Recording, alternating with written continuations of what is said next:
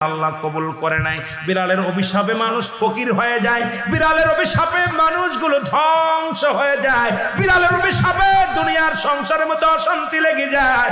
বিড়ালকে ভালোবাসলে ও মুসলমান শুনে নেও, এই বিলাইকে ভালোবাসলে বিলাই যদি দোয়া করে, বিলার দোয়ায় আল্লাহ দরবারে অনেক ফায়দা লুটতে পারবেন। জোরে জোরে চিল্লায় বলা যাবে না মারহাবা। এখানেও নবী বিড়ালকে ভালোবাসতেন।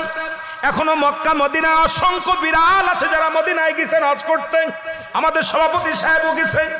অসংখ্য বিড়াল গুলো দেখবেন মদিনার মনোয়ারায় রাসূলুল্লাহর রওজার আশেপাশে, কাবা শরীফের আশেপাশে অসংখ্য বিড়াল। ধরে বলেন ঠিক কি না? এত সুন্দর বিড়াল যারা মক্কা মদিনায় দেখে আসছেন তাদের কাছে জিগাইবেন বিড়াল আছে কি না আছে। এই বিলাইদেরকে ভালোবাসবেন, বিলাইকে অভিশাপ দিবেন না। একবার এক মহিলা অমুসলমান রাসূলুল্লাহর কদমের মধ্যে একজন বিড়ালকে বিষ পান